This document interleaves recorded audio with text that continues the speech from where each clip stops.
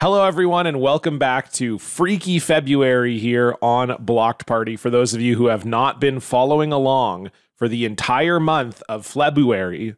That's a flub. That's a flub. God damn it. Immediately. If you had said February, I think we would have accepted it, but you said February.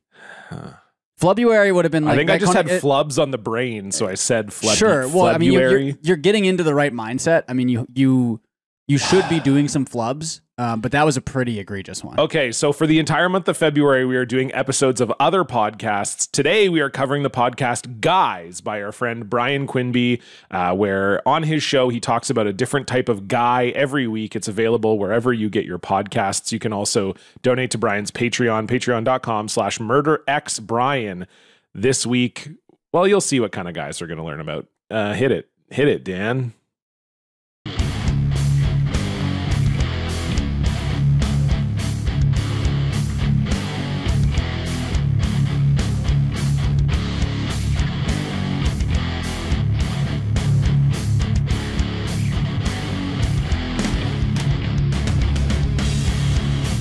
Hey everyone, this is John Cullen, and this is Dudes, a podcast about dudes. As I said, I'm John, and I have a co-host, and his name is Stefan.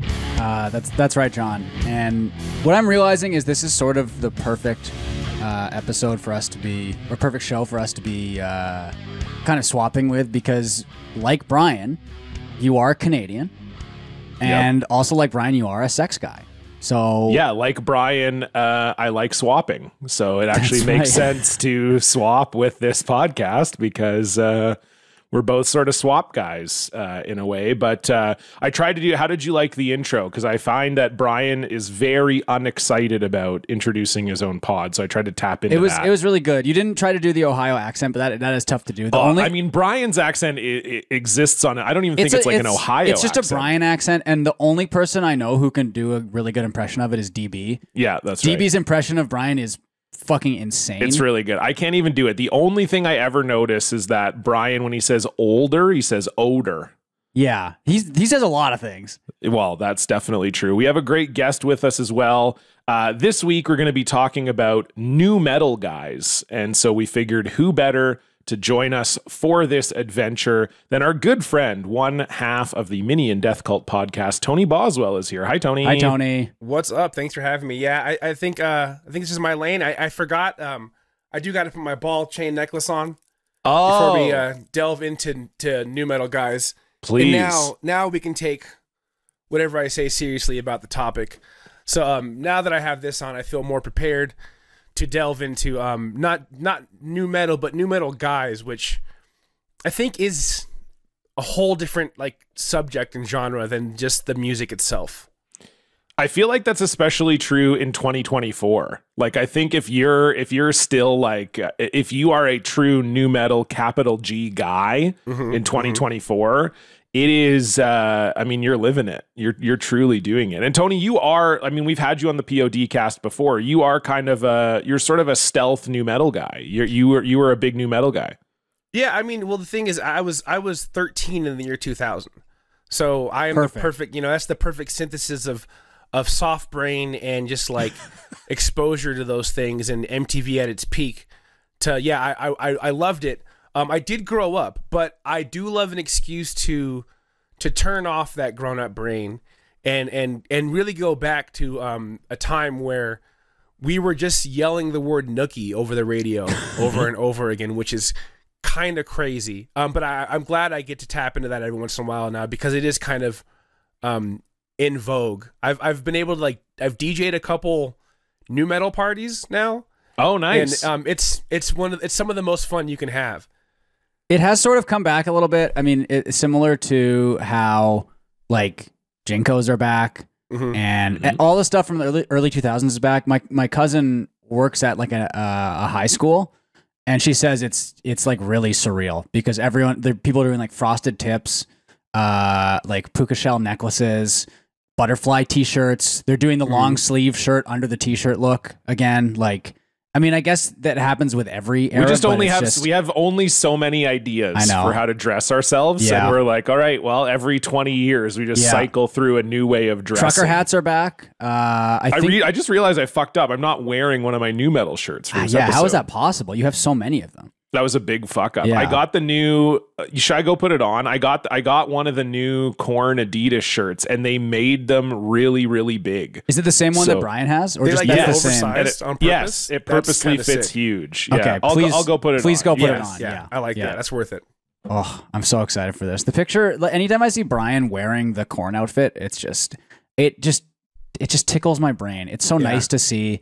Like, he's so happy wearing it. He looks so good in it.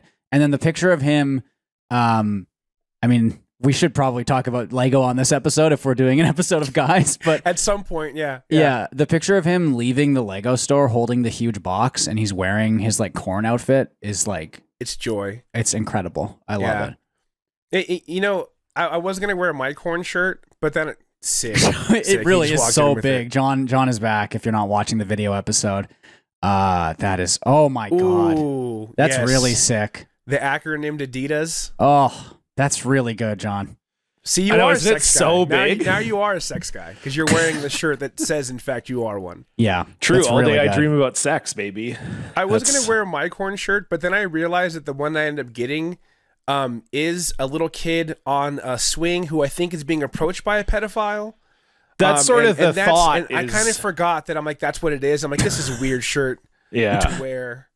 It's honestly like, it's such a, Bryan and I talked about this, but like, it's such a good album cover. Like, it's not, but like it is. If you're in 1994, if you're trying to like introduce yourself as a dangerous trying to shock band, people, right? Like, that's gonna do it. Yeah, it's good. Yeah, I love. Do you guys see how long the sleeves are on this thing too? I really like that. That's fit of shirt has kind of come back a little bit too. Yeah, right? Like the this oversized. is from Howard, by the way. Howard is a BP listener and a PODcast listener, and won this in a contest. And then he was like, "Yeah, it's just not. The shirt's just not for me. If you want it," and he just mailed it to me. So, what size is it? This is just a large. That's just a large? Wow. Yes. So like I normally wear a large t-shirt and large t-shirts like fit me like comfortably. Sure. And this is a large, huge. Like I'm a pretty large person anyways, but like what the shirt I'm wearing is a double X. Yeah. To put it in perspective. And it's like fitting you just like a normal shirt. Yeah. Like, yeah. And the shirt you're wearing would probably fit me still pretty baggy. I would think this would fit. Yeah. Like, I mean, you can see like it goes. It's not like it's not super long. It's just like big. It's out. Like, awesome. It would easily. I think it would easily fit. Like a more barrel-chested guy. I like that cut of shirt. That's a good cut of shirt. I think I like that. I'm into it. I'm like a big. Becca bought me a Limp Bizkit shirt for my birthday. So now I've got like. When are you going to Belfast again? Going to Belfast in June. Okay. To see Limp Bizkit. So excellent. I like that's what it is. I'm going to Belfast to see Limp Bizkit. that's I mean, we're going on a European. I'm going on a European vacation with my wife, but we're stopping off in Belfast. Far to see Limp Bizkit. Yes. Oh wait, where else are you going? We're going to London, Edinburgh, Glasgow, and Belfast. Very nice. You're gonna try to get to any footy games? Unfortunately, we're going in June. Oh, that's kind of like... So it's just like the only time there's no soccer. Yeah, because it starts up... Yeah, goddamn. It sucks, because I really wanted to, but it just like with our schedule, it just was never going to work out. Yeah. So anyway, should we... Stefan, we didn't talk about your new metal. You're not a new metal guy. I'm not a new metal guy, but I've been on... I've been on the PODcast twice. A couple times, yeah. And you got to cover Korn Unplugged on the PODcast, which is sort of like a legendary new metal moment. It is, and I'm glad I was able to do that. And I think just my familiarity with new metal is just from like knowing you and Bryan quite well. Yeah, like for being friends with me for like almost 10 years, you just have no choice. I mean, I've heard a lot about new metal. I feel like it'd be interesting to go back and look at all of the social media updates we've ever done on Block Party, and the percentage of them that are new metal related from you. I think is going to be. It's going to be substantial, I think. It's pretty high. So you have some awareness. You kind of know the big bands. I know the big bands. I don't necessarily know what the fans are like. I think I have an idea. I mean, I know what you are like and what Bryan are like, but And Bryan and I are two very different You're type very of new metal different. So that fans. sort of confuses me, and I don't know what maybe the average new metal fan is like, although I would probably place them closer to the Bryan end of the spectrum than the John end of the spectrum. I think that's absolutely. probably you know, most of them I think are from Ohio. But yeah, I'm looking forward to this because I do love reading posts, and that's what Dudes and Guys is all about.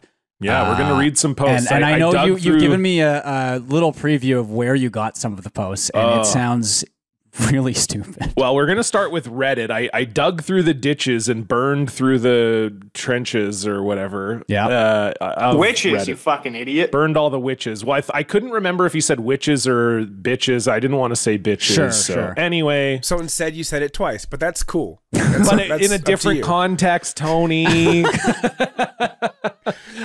I just knew what would happen if I said burn all the blank on this show. It would have got clipped and it would have Taken been out of heard on Go Off context. Kings for eternity. Yeah. We have to be careful with these things. No, you're right. You're right. I will say, I was saying this to Stefan before we started. So Bryan on Guys does look at Reddit posts, and he looks at, like, you know, a lot of them tend to be outlandish statements or arguments that are happening on Reddit. But as we said off the top of the show, in 2024, if you're a new metal guy, you kind of just like all new metal and you go to bat for it. Like, if you just went to like Reddit / rock and roll, right? You might have someone on there that's like, Aerosmith is the best rock and roll band of all time. And then like 100 comments of people arguing about that. Whereas new metal, it's such a narrow group of bands. Everybody just kind of likes everything. So especially in 2024 at this point, if you like new metal now, exactly, it seems like a fairly positive fan base for the most part, just in general. Like you said, it's kind of fucked up. So it wasn't, I'll say this, it's not very contentious, but some of the posts are very funny. This one was just from like a day ago from Send Us the Tape. And the subject line is, so I've just heard Down with the Sickness being played in a KFC advert here in the UK. And I have no words. Like, it's to advertise their Tower Burger because it's, quote, too tall for TV. And all of a sudden, Down with the Sickness starts playing. Like, what do new metal and fried chicken have to do with one another?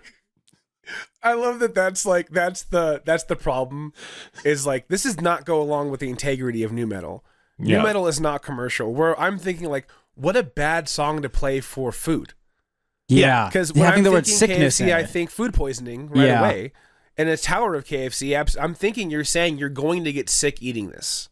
And you will, I think, obviously. Even I don't eat KFC. So. I don't know about the KFC Tower Burger. Like, I don't even know if they have that in...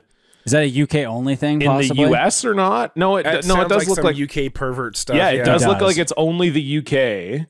And yeah, it's just a giant chicken patty, like it's huge. Okay. And then it comes with creamy mayo, crispy fresh lettuce, a hash brown on top of it, and then cheese and a toasted soft bun on the bottom. So I guess it's basically just like, they're like big crunch patty, but then it also has a hash brown on top of it. So that's what's making it the Tower Burger. That looks bad. KFC is dog shit. I know this is a new metal episode, but I do just want to get KFC sucks. Like, and part of it is maybe that I've said this before. The Canadian version of KFC is really, really bad. Maybe the American version is better, but my understanding from Americans, and Tony, you can fill us in, is that KFC in the US is also quite bad. It's pretty mediocre for sure. And also, like, if it's called the Tower Burger, this is not, there's nothing towering about this. It's actually pretty, like, minuscule, especially when you're the same company that put out the Double Down. It might just be because it's the UK, and so they're... Like, maybe the UK couldn't handle the Double Down. There's no way they're like... No. It's that thing where it's like, the European mind could not comprehend what an American Tower Burger would be called. That's how Queen Elizabeth died, is she ate one of those. And just immediately just dropped it. What is this? I'll give them the incorporation of the hash brown. I think that's pretty cool. That's interesting. That's interesting. But that makes more sense on a breakfast sandwich, I feel like, also, you know? That's some fucked up English thing, right? It is. Like, I don't think, Yeah. I don't know. Not a huge fan. But someone then, of course, made a joke that somehow has 15 upvotes, which maybe tells you how supportive this Reddit is. They just commented, "Get up, come on, get down with the chickens." Down with the chickens. Okay, I like that. Okay, down with the chickens. That's fine. Because how would you punch that though? Would it be like chickens? Yeah, because it's get sickness. Up, come on, get down with the chickens. Oh, yeah. Yes. I think that's it. Yeah. And then someone else wrote, "I was shocked too. My thoughts were, why do you want people to associate coming down with the sickness with your chicken brand? Have you ever heard of salmonella? Sack that advertising dude or give him a raise. It's got us talking about it, How much of the song played? Did it get to the part where he says down with the sickness, or was it just the opening I'm going to line? guess it was just the instrumental. Sure. Yeah. Then maybe that's acceptable because not everyone knows the name of that song necessarily. But if you do know the name of the song, then it does make the ad seem that much crazier. That was like the most recent post in r/new metal? No, but it was one of the most of the posts in r/new metal are just, you guys remember this? Yeah. And then someone posts a song that or makes whatever. Sense. Yeah. And then this person, even though they said the advertising dude should be sacked, did also post a joke. They couldn't get themselves away from a joke. I'll say this for the listeners. Disturbed have a single called Stupefy. That's all you need to know for this joke. Okay. Don't forget to order it with a side of Stupa fries, some corn, and wear a napkin so your shirt doesn't get stained. Oh, that's quite good, actually. Yeah, I was waiting for it to fumble, and you know what? It actually it delivered. Yeah. It delivered. That's impressive. That was good. They got it all the way to the finish line. Dan, I did forget there is one video that I do want you to play, all right. but we can move on to the next post, and then we'll come back to play that. So there you go. Disturbed in a KFC new metal ad. So this next one is the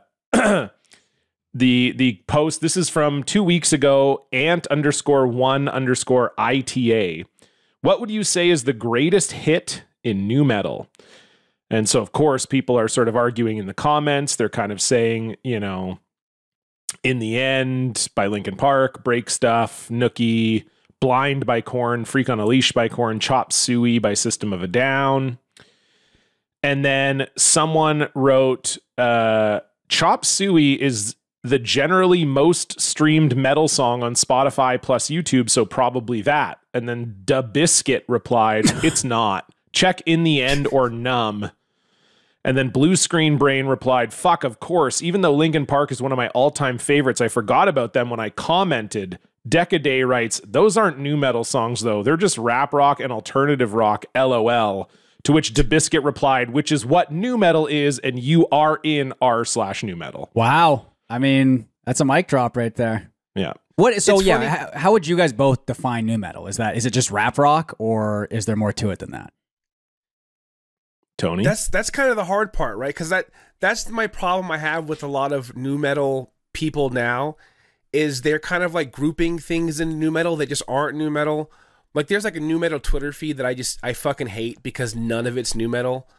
And like, so it is hard to kind of define, right? But it is that I think it's supposed to be, the more I was thinking about it, I think it has as much of like a industrial, like electronic influence as it does rap. I think people just convolute electronic noises with rap, and I think it's more of it has more of an electronic noise to it than just your typical metal. And sometimes they sing in a cadence that's similar to rap music. Because if it was just rap music, I was thinking, because I was listening to Operation Ivy this morning, right? And I was like, I wonder if there's people that are trying to argue that Operation Ivy is new metal because they do kind of do like a rap thing every once in a while. It's not rap at all, it's just ska, but it kind of has like a cadence of it. And there's probably somebody out there who's trying to make the argument, and that's impossible to me. That doesn't make any sense. So I think it is that like industrial electronic influence that makes it new metal more than anything. Yeah, I think people would say that it is, it's usually defined as like singing plus rapping, down-tuned guitars. People would say like drop D tuning, 7-string guitars. The bass and drums pushed very high in the mix compared with other metal and rock music. And then what Tony was saying, I think people would say like industrial / electronic influences, or they'll even mention like a DJ as part of, not that every new metal band had a DJ, but certainly a lot of them did and do. Yeah. And so, yeah, I think those are all kind of some of the hallmarks of it, I think. Okay. And then this is from the same post. I just thought that this was a very funny, very funny reply. One-Armed Phil wrote, I think it's nookie. I feel like the general public would immediately know how to finish the phrase, I did it all for the... And then Leo Butters replied, the general public? A random person in the street? That's really a stretch. I agree with that, I feel like. Yeah. Maybe in the heyday of nookie, you could get away with that, but now, I mean, there's no chance. I don't even think it's their biggest song. I think that Roland's bigger than Nookie. Yeah. And Break Stuff, too. I would think they're both bigger. Yeah, as far as like a cultural moment, I think they're both bigger, yeah. Man, there was nothing cooler than the Break Stuff video when it came out. Oh, I yeah, was like, just like all the cameos, the skateboarding. Shores there? This is the best day ever. I want to be there. I was like mad that I wasn't there. I'm like, how come no one told me to go to the skate park in like Florida? I remember reading for the POD cast like a retrospective of that video and how everybody just like, it kind of sounds, if I remember right, it kind of sounded like they weren't even really, like they wanted to do the music video, but they didn't really tell everybody like, hey, we're doing this music video, like be here on this date. They were just kind of like, yeah, we're hanging out, like just come hang out if you're around, like whatever. And then just That's why it feels so organic. Yeah. No, people were real around quick, and hanging. To go back to the definition of that, because this is the band that I think kind of is a hard one to define, because they for sure have metal and rock influences and rap influences, but I think they're solidly alternative. Do you think Incubus is new metal? Yeah, I think Science is new metal for sure, and I think that Make Yourself has new metal songs on it. And then I would say everything after that is not new metal. So that's the other thing is like... But they did maintain the rap influence. The DJ was there the whole time. Yeah, the DJ is still in the band and everything, but I would say that they kind of... It's the same thing with Linkin Park. Like I would say in the end... Hybrid Theory and Meteora are new metal albums, and then they never made another new metal album, is what I would say. But that still makes them a new metal band. I think like people would still say like Linkin Park is a new metal band because they did this. But yes, you're right, Tony, that like it's funny. I think part of it, and you see this come up a lot in the Reddit, is that it becomes hard to define because no one in the genre was defining it. Like no one wanted to be called new metal. It was journalists who were trying to figure out a way to categorize this music because it wasn't hair metal, it wasn't grunge, it was heavier than rock and roll. So they were kind of trying to find a way to classify it. So it was journalists that started calling it new metal, and then it became like almost a derogatory term. So it becomes harder to define because it wasn't like there were bands out there who are like, yeah, we're fucking new metal in the same way that like grunge bands were saying, yeah, we're grunge, or pop punk bands were like, yeah, we're pop punk or whatever. Did they ever call it like alternative rock or anything like that as like a catch-all term? Or alternative metal, yes. Okay. Got called that as well. All right. Yeah. Interesting. Rap rock. Yeah. Yeah. It's like rap rock, new metal, alternative metal. Yeah. Right. So this was just kind of a funny one because I feel like this person is very rude for no reason. This person who made this original post certainly is not, English is not their first language. They're Dangerous AD 8898. And the post is some similar riffs in new metal. And their post says very similar riffs that are using by some bands in new metal. Also does exists new metal artists who plagiarize. And how can you avoid to plagiarize a song? And what does that mean in the new metal scene? And they kind of go on and talk about, like, they're just wondering why some new metal riffs sounded very similar to other new metal riffs, but nobody sued anybody.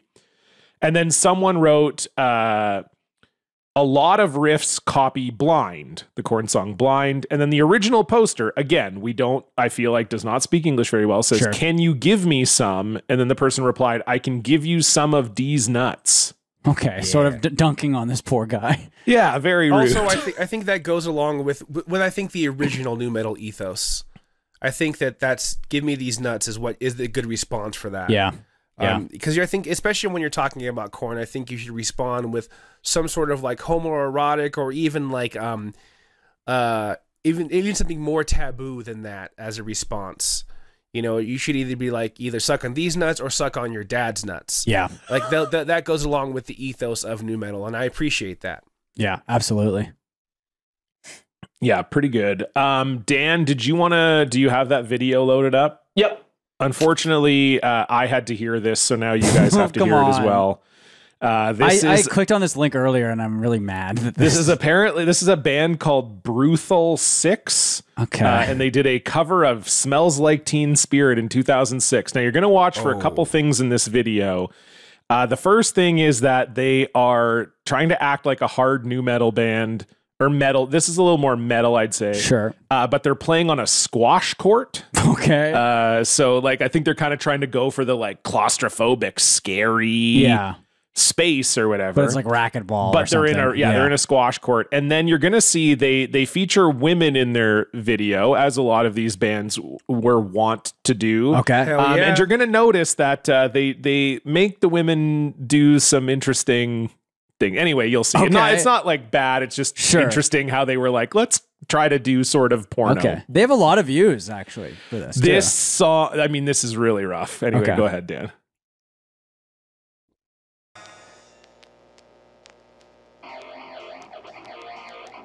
Oh, it's the feet?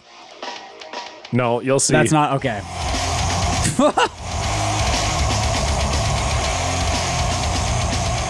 Oh my god, dude.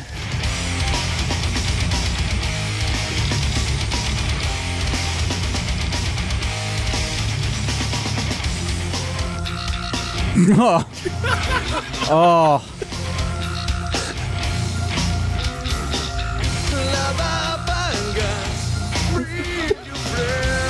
Oh my god. Yeah, he's got the butt rock voice somehow. Okay, here comes the part with the girls. Oh, okay.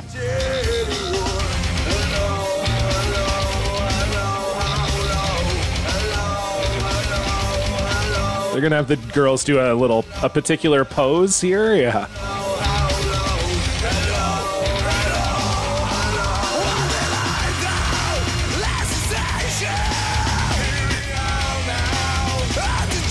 Oh, I see. Okay. Jesus Christ.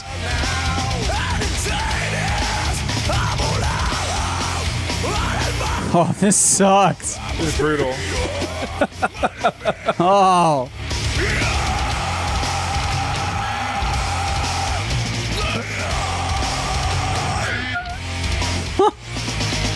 All right, Dan, that's good enough. That was pretty cool. I don't know what you guys are getting all weird about. Holy shit. I like how they're like, we got to make this a little nu metal, so we got to put little weird noises in the background. Yeah. Yes. Got to be put little bizarre noises. Also, this is 2006. Yes. That's rough. That's post. Yeah, it's really post nu metal. Yeah. There's a whole different thing happening in 2006 that this is like, and to be ripping off like Mudvayne aesthetic. Yeah. Like because this is not a Slipknot ripoff. This is Mudvayne ripoff. What are the general? What's the tenor in the comment section? Well, there's only one comment, and the one comment was, "This is the only version of "Smells Like Teen Spirit" I listened to." Oh my god! Well, what about on the YouTube video itself? Because that had a lot of views. I didn't even look at that, but yeah, I liked the idea of, I was like, okay, they got the girl going in the shower. Okay, they're kind of making it look like she's getting ready to suck a dick. Oh, okay, then the shower water is. We know what that's supposed to be. Yeah. Wow. That was really bad. Fun stuff. This next it one wasn't even like that far off from the original song. That's what's funny about it. It's just, that was rough. Yeah. Yeah. My favorite part, as far as the nu metal weird noises, was the very Fieldy from Korn inspired bass tone, where everything cut out. And it was like blah, blah, blah. Like it just sounded so fucking bad. It sounded like one of those. What were those funny videos where they would like play bad music over people playing music? Yes. That's what it sounded like. Yeah. It was like bong dong bong. It's like that didn't make any sense where that noise come from. Okay, this one is from a post that someone wrote. What are your new metal hot takes? And Metalhead Jake 942 just wrote, I am not a fan of Disturbed, and I find their music very boring. And then someone replied, so this is the Lasted G, or the Last Edgy. Okay. Anyway. So as an OG new metalhead, Disturbed was essential listening. Anyone who heard The Sickness was down with it. Apparently in 2024, Disturbed are not cool, LOL. So to all the haters, go fuck yourself. Disturbed's debut album shits on most other new metal albums. By all means, disagree, but just know that I could not care less. It sounds like you care a lot, actually. I mean, not to be a cliched, but he sounds very care and mad, and he's crying about it, is what it sounds like to me, because someone said they didn't like them. So it sounds like this guy cares a lot. A lot. And I mean, what's the name of the lead singer again from it's David Draymond? David right? Draymond, yep. I mean, that guy's a huge psycho loser, isn't he? So like, oh yeah, big time. You know he's a huge psycho loser if, like we said, you're not that informed on new metal, but you for sure know his first and last name for completely other reasons. Yeah, exactly. Yeah. I do miss the pussy hooks. I'm mad he took the pussy hooks out. That was the piercing. Yeah, and that is what he called them. I'm not calling him that. Yeah. That is the words he chose for those piercings. That he did take out, which is a shame because I think his Tinder would be more poppin'. Yeah, if he kept him in. Right, because he posts about his online. Yeah, we dating learned woes. that he actually. We covered it on Block Party actually, where he was saying that like everyone on Tinder was a skank, I believe, or they were mostly skanks, and he had to get off of there because they were. Yeah, dog. It's Tinder. What are you talking about? That's why we're all there, dude. And you know, it's funny. This guy talked. Yeah, when Disturbed came out, I think everyone was like, "Yeah, this is good. It's good stuff." And then they just kind of like Disturbed for too long, and they just didn't. They did too much of it, and that's by the end we just didn't care about it. But I don't think anyone's saying that like when it comes to new metal that the first Disturbed album wasn't like solid. No, definitely not. I don't think anyone's saying that. Like you're making up enemies, man. Like calm down. Yeah. I mean, I get like the first person said like I don't like Disturbed, but they weren't like rude. They weren't like, you know, Disturbed sucks and all their fans are pussies and I fucking hate they were just like that's not for me. And this guy really just like it. snapped. Yeah. And the guy was like, I'm an OG.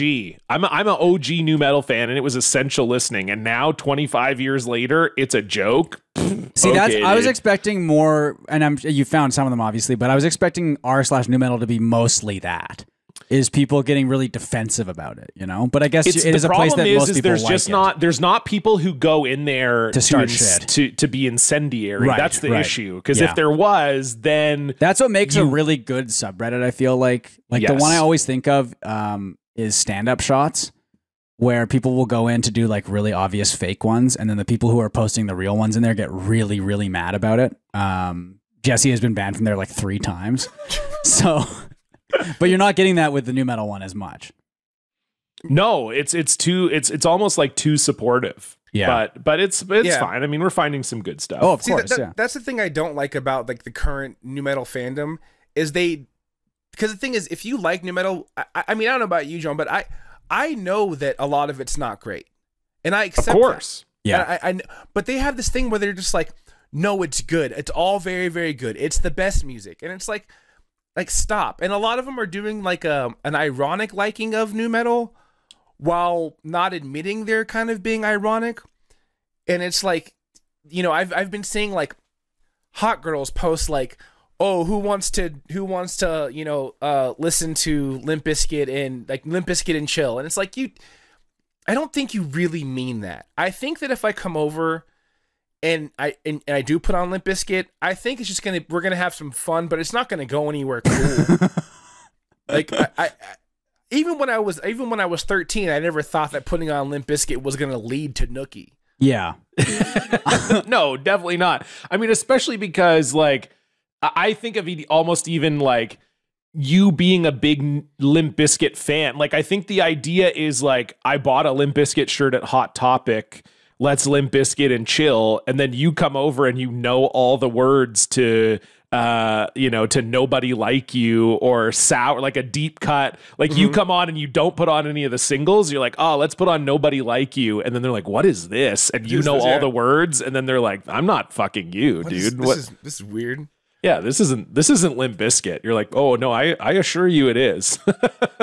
And then they try to make Deftones new metal, so they do have some horny music, and that's a stretch to me.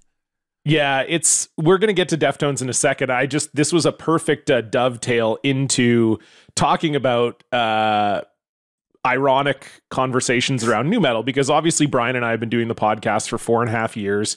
And we definitely take the view of like, we know that new metal kind of sucks, but we loved it. Not that it's actually good. And someone got a hold of our Linkin Park Hybrid Theory episode in the Linkin Park subreddit. Oh, be careful. This is a passionate group of fans. Yes. So Gremdog85 wrote, let me start off by saying I don't usually listen to podcasts. I came across a playlist on Spotify and it played She Couldn't, which I guess is a Linkin Park song. I got the chills because it's a beautiful track. It then went into this podcast where they were just sort of tearing Linkin Park apart, and it was making me thoroughly upset. People have their opinions, which they're entitled to, so only listen to this if you're open-minded. I feel most fans will be pissed to hear this. The only positive things they say are some of the cool stats and background of the band, which many of us already know, but it was cool, for me at least, to hear again. Let me know if you guys get as pissed off as I did about their shitty remarks on the band.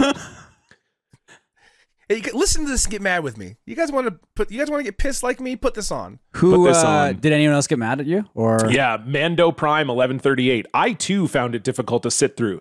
I'm all for hearing different opinions and perspectives, but it seemed like these guys were being harsh and critical just because. For instance, when they talked about the album cover for Hybrid Theory, all they did was make fun of it and not provide any constructive criticism. They said it's an awful design simply because it has dull colors and looks like the cover of a PS2 game. They offered no input on how to improve the cover or convey Chester's idea more clearly. Similarly, they made fun of Mike's aspirations for winning a Grammy because they find the concept of winning a Grammy stupid. It is. Yeah, it is. Of course. Overall, they were just unnecessarily harsh on Linkin Park. That's so funny. If you had suggested different things for the album cover, they would have gotten mad at that too. There's no way they would have... Oh, how about some constructive criticism, you know? I love that. I love that from like a like the guy. idea that if we're bagging on the album cover, we have to be like, here's what they should have done. Yes. Yeah. Now, sometimes it's okay just to make fun of things, you know? Yeah. You might have to like cut this for our own safety, but everyone knows that you do have to be critical of Linkin Park. You do have to say you don't like Linkin Park to protect yourself from the Clintons. Yes, that's true. Because if you like Linkin Park too much, they might come for you like they did Chester. That's right. Yeah, because he was Podesta's son, right? Was that the theory? It's something like that. Yeah. I just know that they believe that he was onto something. He was going to figure something out. He was really close. Yeah, and that's why he did not kill himself, but he was Epsteined on the Clinton body. Actually, Epstein was Chestered. Okay, yeah, because that happened first. Yeah. Real heads know. Real heads know. So I'm sorry, you might have to cut that for our own safety, but I wanted to put that out there for you. We can leave it in. We can leave it in. But yeah, I mean, you're in Canada. You can leave it in. Yeah, we're okay. Well, we can cut it out if you want to cut it out. Just put a voice modulator over me. No? We had a different guest pop in for 1 minute of the show. It wasn't actually Tony that said that. Q stopped by and did a little voiceover work for us. But yeah, it is funny. Like if we get criticism of our podcast, it is almost always that we are not reverent enough towards new metal, which is so fucking weird to me. Like it's so weird. That's not new metal. No, like that's not new metal. Like they like the Korn Limp Bizkit dynamic was like a loving, let's make fun of each other thing. Have you not heard that song? Yeah, like come on. Totally. And one thing I will say too is the funniest thing is, so Spotify does do a thing where if you're listening to a band, it will recommend podcasts that are maybe about that band as well. And for whatever reason, our episode on Linkin Park's Hybrid Theory shows up whenever you listen to a Linkin Park song. And so that episode has been downloaded. Funny. Are you ready for this? Yes. 150,000 times. Holy shit. Yeah. That's awesome. That's rules. Awesome. Holy shit. That episode has done more than every other episode of the POD cast combined. That's incredible. And it's pissed off like 149,000 of those listeners. We have definitely picked up some new listeners from that, but for the most part, anytime I see anything about the POD cast on like Reddit or anything, it's always like these guys are too mean to the band. That's so funny. And this is on Spotify that it autoplays. Just on Spotify, yeah. It just like I don't know if it autoplays it's like or algorithm how it works. thing, I guess, or like I don't. So it's funny. the only one because we've covered more obscure bands. Yeah. So you would think that like there's way less podcasts about, Edema than there is about Linkin Park. So you would think if you listen to Edema, you would get recommended our show. You do not. No. It's only for whatever reason this single episode about Linkin Park. And it's pretty wild. Okay, I got a couple more from Reddit. That was like I remember when Linkin Park came up, that was like my kind of critique of them. And I think a lot of their critiques about them is that they were kind of too self-serious. Yeah. Like the guitarist was wearing headphones because he was like a guitarist. And I remember and the new metal response was kind of like, no, they're too polished.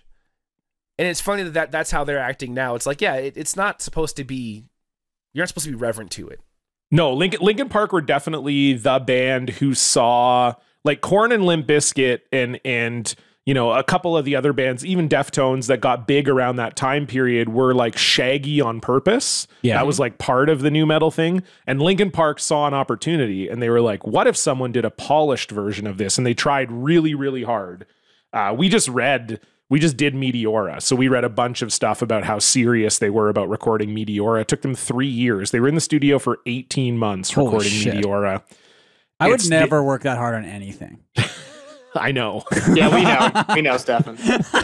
And like I hit puberty in those 3 years, so by the time it came out, I was not listening to Linkin Park. No, for sure. Yeah, Meteora was a tough one. Okay, this is from 3 years ago from I Am Avenue Teal 97. Okay.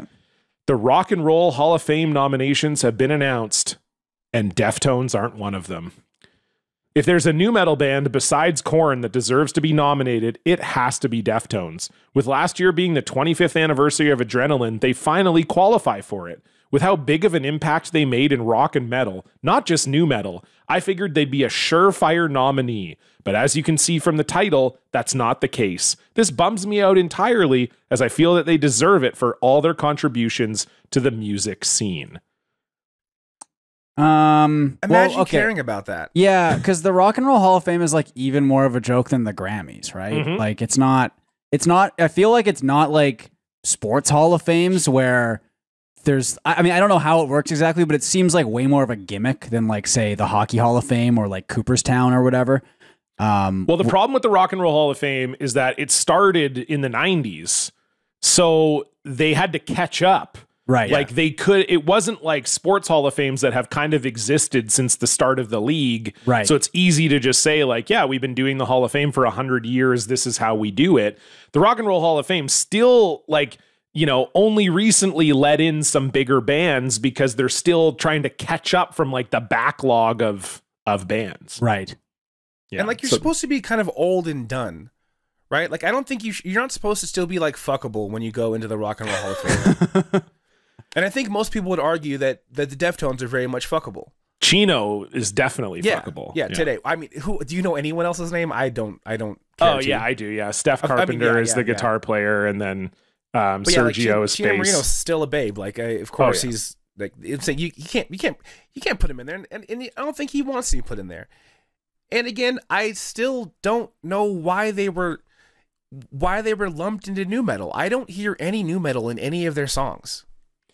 I think on Adrenaline and a little bit on Around the Fur, you can hear it, I would say. But yeah, certainly White Pony and After.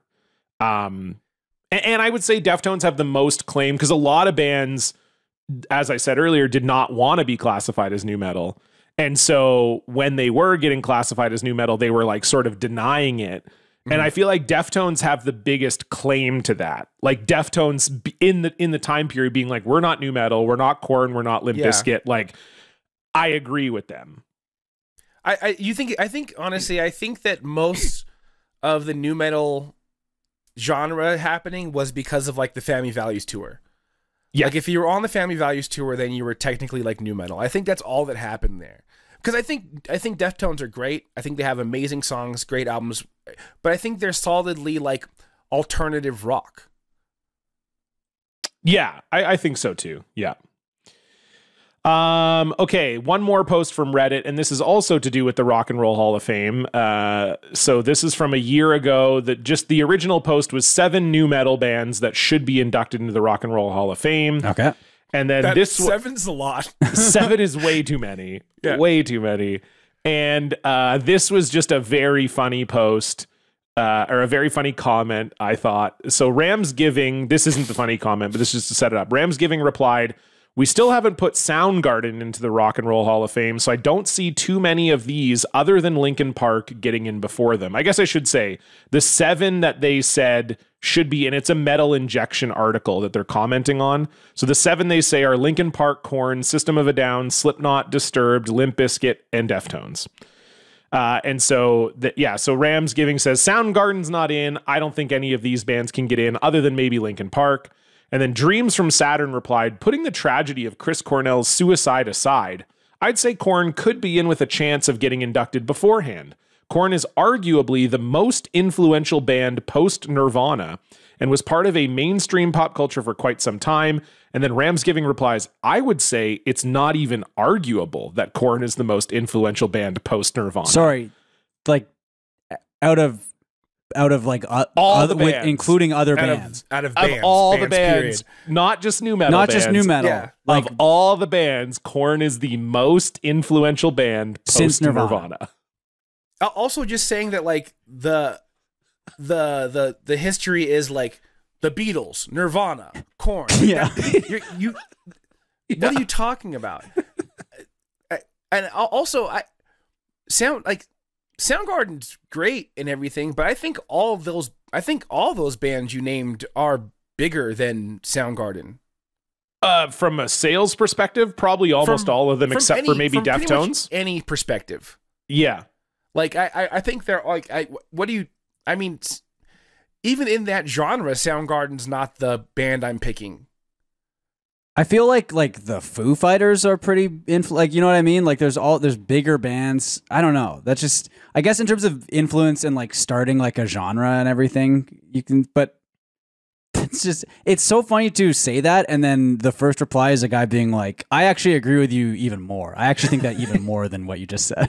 It's just like, I can understand, yes, like Korn definitely, in terms of like, you could make a case that new metal was sort of like the last bastion of rock and roll. Like Linkin Park, the sales numbers are staggering. Like Linkin Park is the best-selling debut album of any artist in the 21st century. Anyone. Bigger than Adele, insane. Bigger than Taylor Swift. It's crazy. I mean, it obviously helps the era. They still came out in the record-selling era. But yeah, Meteora is the 8th best-selling album of the 21st century. I think Hybrid Theory is the 5th highest-selling album of the... So they have 2 of the top 10 best-selling albums of the 21st century. So like, you could argue, yes, Korn is maybe the influencer of the last big moment of rock and roll. But then also, like, if you look at current rock bands... Like, Imagine Dragons have nothing to do with Korn. Foo Fighters have nothing to do with Korn. Like, Korn didn't pave the way for any of the current rock bands in any way at all. Even bands that are like new metal influence, I don't even know if they would necessarily pay Korn, because Korn did have such a... Honestly, unless you have that like bass tone, are you influenced by Korn? You know, because I'm thinking about bands like I don't know, the only really current band I can think of that I like that it would be, I would consider new metal that's current, would be like Vane FM. Yeah, and like I don't think they would pin. I mean, they would say they like Korn, but I don't think it's their number one influence. Yeah, that's just so funny. I don't know where they're getting that from. I like Korn. Yeah, and, so do I. Korn's Korn's on my big 3, I'd say, you know? I think it's the classic thing of like, it was the most influential to just that person in their life. And they're like, well, you can't everyone argue. else is the same as me. So Can't argue with it. Well, let's head over to Ticketmaster. okay, this is I'm excited for this. Bryan has really paved the way here for us because Bryan sort of noticed a couple months ago that the Ticketmaster reviews of shows are one of the best things that you can find. I did not know that was a thing. Yeah. So what it is, because we talked about this on the episode of Guys I just recorded with Bryan that's not out until like April, but a lot of what it is Ticketmaster sends you an email after you go to a show and they'll say like, how was the show? Write a review or whatever. And how most people crazy just go, do you have to be to reply to that? Most people will be like, I'm not fucking right. There's so many reviews. Korn has like 5,000 Ticketmaster reviews. Why would you want anything to do with Ticketmaster after going through the process of buying a ticket through Ticketmaster? It's a great question, Tony. I don't ever want to. I don't want anything to do with that. You're going to find out pretty quickly here what types of things get reviewed on Ticketmaster. But we'll start with Jamie. And Jamie had a ticket to see. I started with Limp Bizkit. So this is a Limp Bizkit concert review. The rating was 1 out of 5 stars. The title is Did Not Go. Okay. The review is could not attend and the function to resell my ticket on Ticketmaster was not enabled. So Linkin Park, on the streets. or sorry, Limp Bizkit, 1 out of 5. Great Tough review. on the streets. That's funny because like, do they think that they were like reviewing Ticketmaster? I don't know. It's like whenever you order something on Amazon and they're like, "Hey, can you like how is the experience?" And it's like, we're done here. Like I got my thing. We don't need to go into this any further. I don't need to review the Kufandi fucking like USB hub that I bought or whatever, right? Like some just insane name you came up with generated by AI. And like the description of the item is like 100 words long. Like we're done here. I've got the thing. Yeah. It sucks. I hate it. Don't email me again.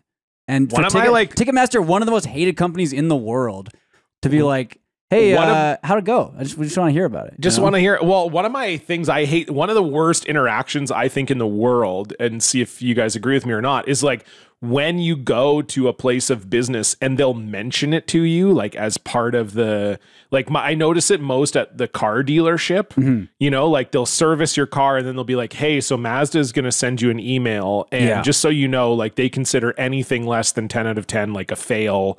So if this was good, like please give us 10, like don't give us 8 or 9. And you're just like, I hate this interaction right now. Yeah. I hate this. Just give me a tablet to tap right now. That's the only way this is happening. Yeah. Because like, there's just no way. I don't want a company to talk to me ever. And I'll have the thing where, I don't know if you guys have noticed this, but like I have like the Starbucks app on my phone. And if I go to like a different coffee shop, sometimes as soon as I go in there, I'll get a little message from Starbucks where it's like, hey, like we got like a discount today. Cause like, I guess I didn't ask the app not to track me. And so it like knows that I'm in I think that's what's happening, or if you like order food from somewhere else, you'll get a thing. Like if you order food on like one delivery app, another delivery app will be like, hey, like check out all, you know what I mean? Like, it's just, I don't want to hear from companies. Right. And that's all that you hear from anymore. It sucks. I hate it. Maybe if on Ticketmaster, I could say that my ticket never showed up on my door, even though it actually did, and then get a refund for it. I would do what they're doing, but that's only for other companies. Well, Stefan, it is very funny that you mentioned that Ticketmaster is, one of the worst companies on earth, because this review has one particular sentence I think you guys will enjoy. Okay. This one is from Andy B 004. And he just wrote, Freddie is a rock god. We're still talking about Limp Bizkit. Okay. I have been a Limp Bizkit fan since I was 16. Seeing them live in concert has always been a dream of mine, and being a South African, you never really get a chance to see these types of bands like them. I was excited from the first number. Fred Durst really got the crowd going and blew me away. Tracks like Rollin', My Generation, and Break Stuff are all-time favorites and didn't disappoint. My girlfriend and I rocked away to the sweet, hard sounds of the band the whole night. The crowd was epic, the sound was amazing, and the stage performance was unforgettable. I will forever remember this concert, and I want to thank Ticketmaster for setting up this fine performance. What? Till I see them again, I say thank you. What? Oh, that's even. Oh, that sucks. It took me so long to realize who the fuck Freddie was. Yeah, I know. I thought it was Freddie Mercury for some reason. Yeah, when I first. I mean, if we're talking about like rock and roll lead singers, and no one calls him Freddie, right? I did not think of Fred Durst at all. Yeah, it's Fred Durst. It's one word. Yes. The D serves for the end of the Fred and the beginning of the Durst.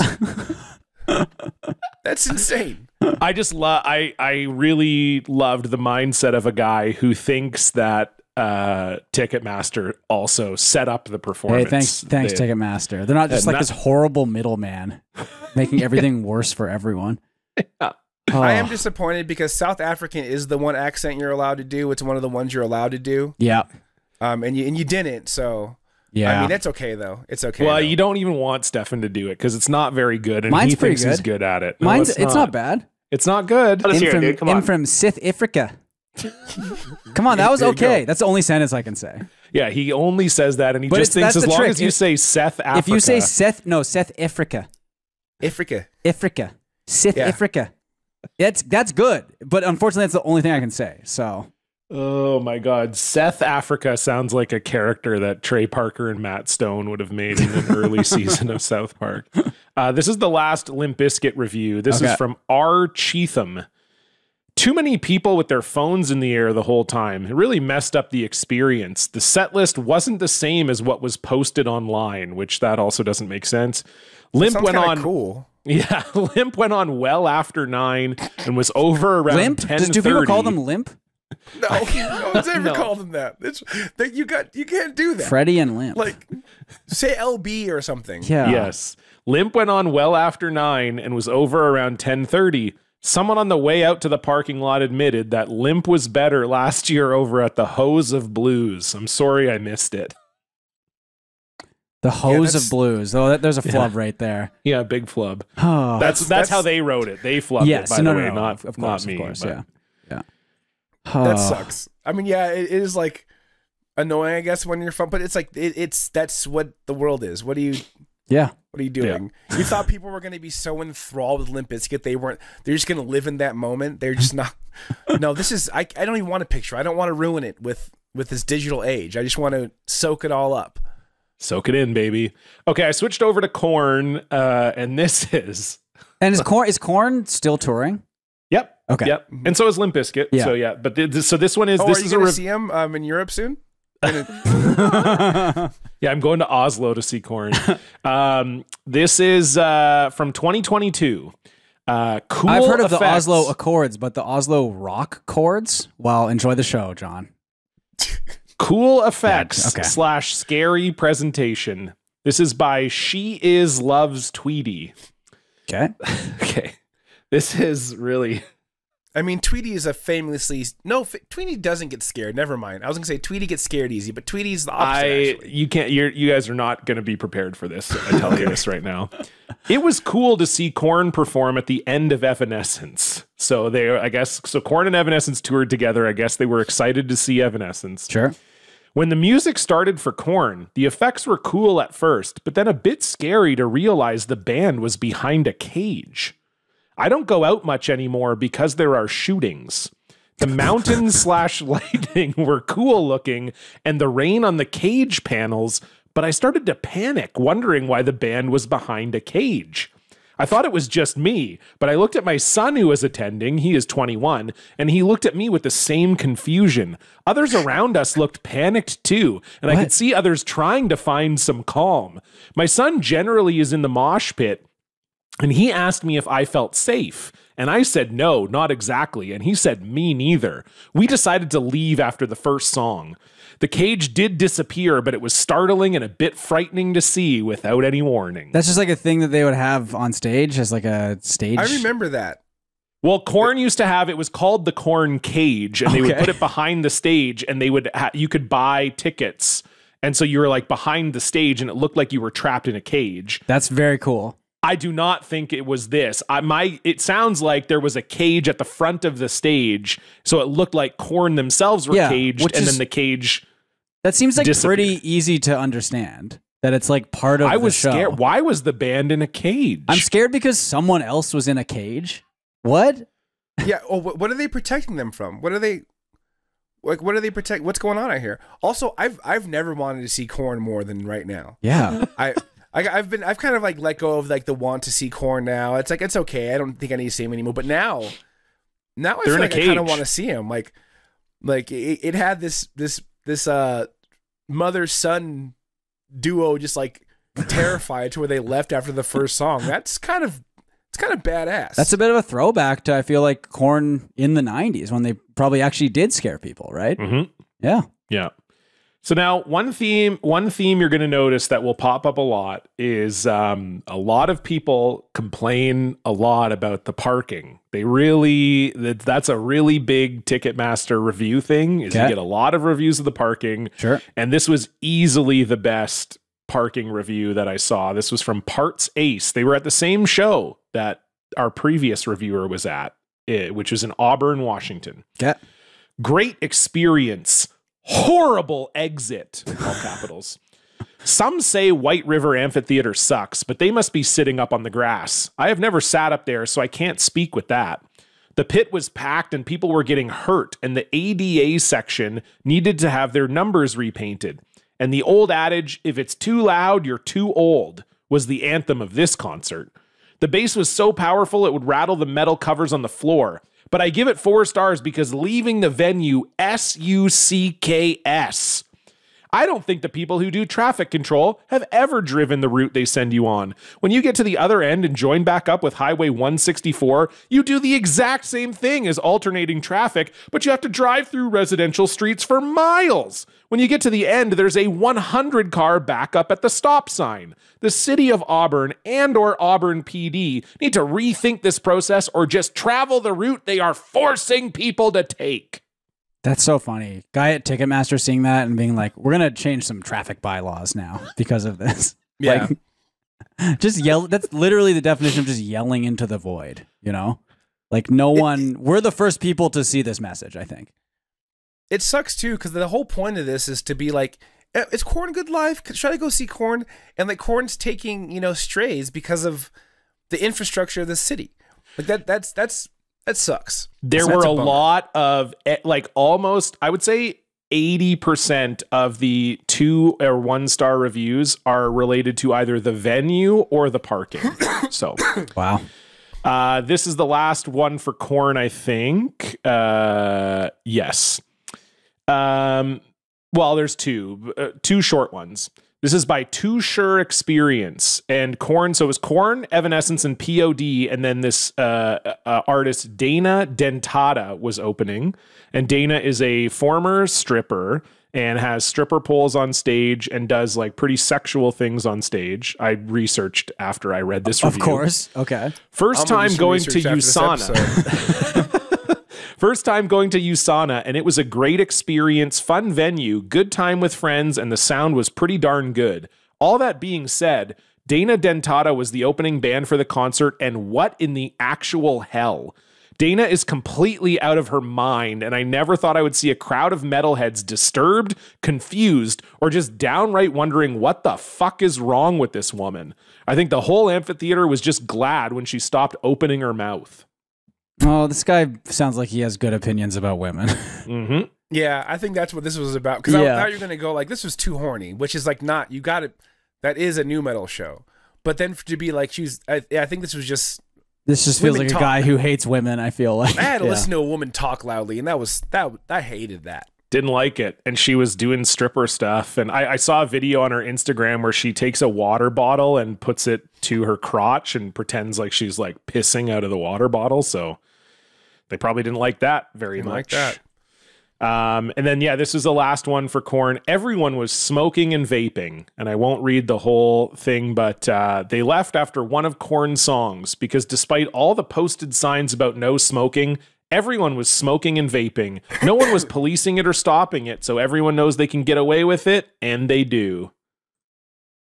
Yeah. Do these people, are they nu metal fans? Like, I don't know. Cause it sounds like, and no offense, John. Yeah. But some of these guys feel a bit more John coded. And I'm not saying you wouldn't write to Ticketmaster or something, but I could see you getting annoyed at someone vaping or whatever, right? No. I've been to so many rock shows in my life. I would not get mad. But you wouldn't expect. Yeah, sorry, not at a rock. Like you would not expect it there. But it's just very funny to go to a nu metal show and complain about all the stuff that you would expect to have at a nu metal show, right? I can't believe all these people who like Korn were vaping. Yeah. I mean, I understand it when they see Korn at the Up and Smoke tour, but that's not what this tour is. This is just supposed to be just Korn. It's Korn and Evanescence. I mean, who would dare smoke at these events? Yeah, actually, like smoking a blunt to Evanescence does sound really funny and weird. I don't know about, but yeah, like I'm for sure smoking while Korn's playing. Yeah, of course. Are you kidding me? Just like the first time I ever smoked weed, Korn's gonna be on. Okay, then I switched over to Disturbed. And this is really good. Yeah, this is from just 5 days ago from Fingers Phillips. Great show in Evansville. And again, you're going to notice they do have a bit of a problem with women. Okay. Where is Evansville? Indiana, I think. Oh, okay. Well, that was an amazing show. The only complaint that I have was we parked out front because a female officer told us we could. So we got something to eat. Then they had it blocked off for handicap only. So we parked out back. They charged us $20. That's crazy. Maybe $8 or $9, but $20. Then I bought my daughter and I a pop, $5 each, and a popcorn at $8. So 288 tickets, 20 parking, and 18 for snacks. So that's $326 for the whole shebang. And we drove from Alexandria, Indiana. That was another $60 in gas. Damn, someone is making the money. Sad to be charged that, but other than that, great show. Very funny to specify that it's a lady cop. This is not, by the way, this is not one of the cops that I respect. Okay, it's a woman cop. All right, she told me I could park in a handicap space, and then oh god, I mean, the one time you decide to listen to a woman about parking and you just get fucked, you know, it sucks. Also, those were very reasonable prices for the snacks and drinks. I agree completely. What do you expect? $5 for a pop and $8 for a popcorn. Very reasonable. That's very reasonable. Yeah. Last time I went to a show and I got like a beer, it was like $16, and it was just a regular beer. That's very reasonable. Like, get out of here. Yeah, that shit is expensive. Yeah, god damn. Yeah, pretty good. Okay, we got a couple more. This is just pure unadulterated nu metal guy right here. You ready for this? This is the 5 out of 5 stars. Schecter for the win. Okay. Schecter's a guitar company. Okay. This is by Uncle Marty. He also saw Disturbed a week ago in Kansas City. I bought 6-row seats from the stage. The view was awesome. Disturbed put on an amazing show and set list. I wore a Schecter t-shirt, and the lead guitarist Dan saw it and pointed at me and smacked his Schecter guitar. What a good night. Yeah. Hell yeah. Okay. That is the best night. That is cool. Rules. I love that this guy is an uncle as well. Uncle Marty, wearing the guitar shirt. The guy on stage sees that it's the same guitar he's using. That's a beautiful moment right there, honestly. That brings a tear to my eye. That is beautiful. I love that. I'm happy for that. That was like straight up wholesome. It's like, it's funny how they, you know, growing up and going to like hardcore shows and stuff like that, there's like a moment that we're like, oh, maybe like the mic got put in my face, and like that was sick. This is the same thing for that guy. Yeah, very cool. And like that it doesn't get any better than that, because you know it was for you. Because I'm wearing the shirt, he's playing the guitar, he's for sure talking to me. W's all around. Very happy for that guy. Everybody happy. Wins. Yeah. This is another person who does not understand how concerts work, as they fundamentally misunderstood the concept of an encore. So this is Did Not Blow Me Out of the Water. We're still talking Disturbed by Kay Beeler. I love Disturbed, and I have for many years. They performed well and put on a good show. Unfortunately, though, it literally took them forever in between each song. One song would end and it took them almost 5 minutes to start the next one. The lead singer kept going off the stage between each one. Also, he talked a lot. And personally, I'm not there to hear you talk about life. I'm there to listen to you sing. Then, when a lot of people thought the show was done and started leaving, they ended up coming back out and singing more. So those people who thought the show was over missed out on 2 songs, and the songs they missed were 2 of their top hits. Also, I have no idea why they wait until the very end to sing those. I get not singing them all at the beginning, but also don't save them for the complete end of the show either. Spread them out. All in all, I would probably not recommend anyone go to see them if someone asked. I have a feeling that critiquing this post might be ableist. Just like, how have you? It's the only explanation I could think of. Like I don't go to that many concerts. I know how encores work. That's like kind of a pretty basic thing to understand. Oh my God, man! Especially because like the lights stay down and the idea of all these people were leaving. It's like, were they though? Oh my God, dude! Like I try to take my kid to shows now, like, you know, every once in a while. And I explained to her, I'm like, we can leave right now and like not have a problem leaving, but we will probably miss your favorite song. Yeah. Yes. That's the whole thing. Like, that's the whole point of an encore. They saved the best song for last. I mean, that's like so funny. That's hilarious. So funny. Getting mad about an encore is really just the concept of an encore. You were right about the Ticketmaster reviews being absolutely unhinged. I am disappointed because, like, growing up, seeing these bands play shows all the time growing up, I thought all the reviews were going to be like, expected to see lots of boobs, didn't see many. That's what I thought the reviews were going to be. That's what I was hoping, because I was pretty disappointed when I started going to concerts and I only saw like 3. 3? Yeah. Okay. Yeah. Like one that's set, fair. one random. Right. Okay. Yeah. Okay, This is the last like kind of negative review. This one is for System of a Down. Okay. They were doing a joint tour with Korn back in 2022, and they were playing the Bank of California Stadium in Los Angeles. 1 out of 5, horrible experience by Daniel. The show was rescheduled several times. It finally landed on the same day as NASCAR at the Coliseum, a Laker game at Staples Center, and Super Bowl experience at the Convention Center. Ended up missing the show because it took 4 hours to find a parking spot up by the Staples Center, miles away from the concert. No Ubers available at that time because they don't bother during the middle of the basketball game and the trains weren't running on that line. If I could give it less than 1 star, I would. Ticketmaster refused to credit the cost back as well. So I love the idea that they messaged Ticketmaster being like, I couldn't make the show because I couldn't park. That's really funny. This is completely operator error. Like, yes. None of those venues are that close to each other. There's all in Los Angeles, which is a very big city. Yeah, like, and this is it doesn't have the no worst. one at the Coliseum is taking up parking from the Staples Center. That's not happening. It doesn't have the best public transit, but like you can get downtown on the train pretty easily. They have the little subway type thing that you can get across, but all those places have their own parking. Yeah. This is completely their fault. That's the common theme here is complaining, and not to make us defend Ticketmaster, but the majority of these complaints are a lot of things outside of their control, and these people just don't get it. Well, and I should note, like, they made it sound like it was the band's fault. Like, oh, the concert got rescheduled a bunch of times. It got rescheduled a bunch of times because of COVID. So heard about that little thing called COVID. It wasn't like Korn and System of a Down were like, fuck you, Los Angeles, we're rescheduling this a million times. No, it was rescheduled because of COVID. So very funny. Okay, we're going to end off with 2 kind of dudes rock ones. And these are both from Slipknot. So I looked up some Slipknot reviews, and this guy, first of all, gotta love everything about the title and his name. He just wrote Slipknot by shirtless wild guy Geo.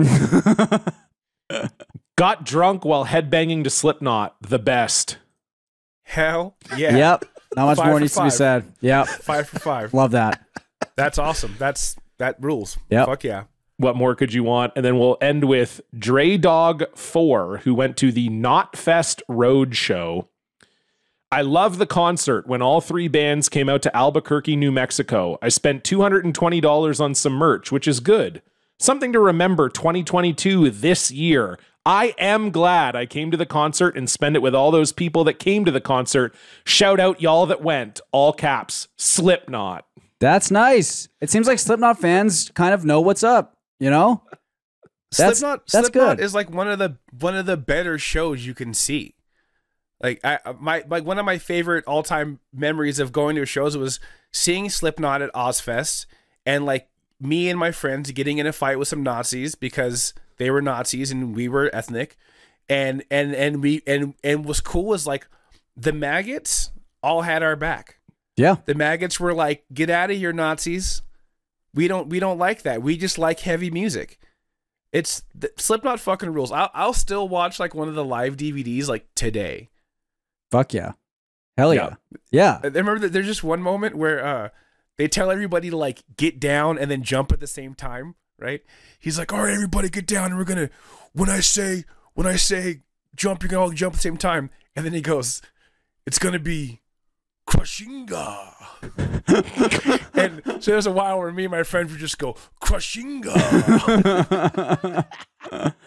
The only negative Slipknot review I found, which I didn't read, but I will summarize, was that they were complaining about the sound, and they told the Slipknot sound tech to go watch Incubus if he wanted to learn how to mix sound. Wow. So Awesome. I did love that review as well. So there you have it. That's New Metal Dudes. Tony, thank you so much for joining us on the show. Where can people find you? Plug your shit. You can find me most places at Word is Bond TV, but you can find my show at Minion Death Cult pretty much everywhere. It's super fun.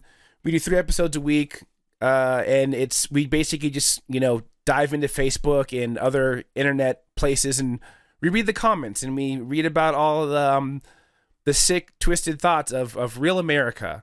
So definitely check us out. Yeah, Minion Death Cult everywhere. Thanks for having me. It's always a good time hanging out with you guys. Yeah. Always a pleasure to have you. Thank you so much. Check out Minion Death Cult. We love those guys, and the pod is great. And you can check us out, patreon.com/blockparty. $5 a month gets you access to 3 bonus episodes every single month. Last week we did a mailbag with Raft. And coming up this week, the return of Word Up. Stefan and I are going to be looking at a bunch of cameos. We're going back into the world of cameo. It's been like 2 years, it feels like. It's been a while since we've dove in, so we are going to get into the bowels of cameo. We had to do it for Sweeps Month, so check all that out. We also have ad-free episodes, a bunch of other cool stuff, merch discounts. Check it out, patreon.com/blockparty. You can follow us Twitter, Instagram, at blockpartypod. You can also follow us on YouTube if you want to see the video of this episode at youtube.com/@blockparty. We're just at Blocked Party on Blue Sky as well. And if you like the show, tell a friend. Thanks for listening. We'll see you back here next week with the conclusion of Freaky February. Goodbye. Goodbye.